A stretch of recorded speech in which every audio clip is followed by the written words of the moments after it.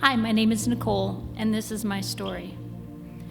For as long as I can remember, I have battled feeling unlovable and thinking that I had to do something or be something in order to be accepted, even by people who should have loved me no matter what. I've always assumed I wasn't valuable unless I earned it. I've spent my life with a pick yourself by your bootstraps attitude, and I always told myself that I could handle life on my own. Admitting weakness or failure wasn't really an option for me. In my career as a nurse, it's easy to focus so much on taking care of other people that I never even think about my own needs, problems, or pain. But the longer I've lived, the more it's become clear to me that I can't just control the world around me and hide my struggles behind work success, achievements, and other people's opinions of me. For years, I used an eating disorder to keep my life under control, or at least keep the feeling of being in control. I knew it wasn't healthy for me, and I tried a few 12-step programs, but never really stuck with any of them, probably because I always wanted to believe that I could conquer any struggle without having to ask for help. I told myself that my eating disorder wasn't a real problem, and that I had it under control, just like everything else in my life. The turning point came on April 21st, 2015, when an aneurysm in my brain burst, causing a stroke. With my medical training, I knew exactly how serious the situation was, but even in a life-threatening emergency, I was taking care of myself. I called 911 and made sure I got to the hospital, but in the aftermath of my stroke, I had to admit for the first time in my life that I wasn't in control. I needed help. I'd gotten myself to the hospital, but once I was there was nothing I could do to make sure I was going to be okay. I was in God's hands, and I had to surrender control. Since that day in 2015, I've realized that I need to take these battles I've always had with control and codependency seriously.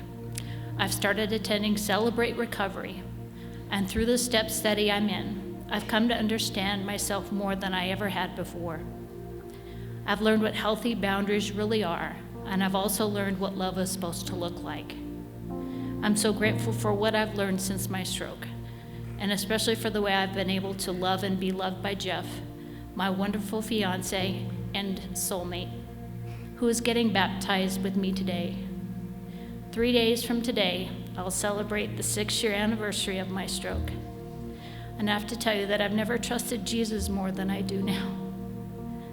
I've come to understand the serenity prayer like I never did before that difficult day. I've learned what it means to accept the things I cannot change, to change the things I can, and to seek wisdom in figuring out the difference. I can't control what happens in my life, but I can control how I respond to it. And now I know that no matter what happens, I'll have Jesus by my side, and he's the one who's really in control. I'm getting, I'm getting baptized today as a symbol that I finally surrendered all of who I am to Jesus. I can admit that I need his help, and I can be grateful for the path he's taken me on. From here on, he's in charge of my life, and I can't wait to see what he does next. Thank you. Thank you, Nicole. Thank you, dear. Thank you. That was awesome. Oh, yeah. Listen, Celebrate Recovery is one of the great highlights of this ministry. Pastor Barry and Chris and the whole team, Vicky, Pastor Vicky, the whole team, Haley, all of them, just incredible. If you're struggling with a hurt, a habit, or a hang-up that you just can't seem to get past on your own, come to CR Wednesday nights from 6 o'clock to about 9 o'clock. They have step studies, they have great time of worship, great messages.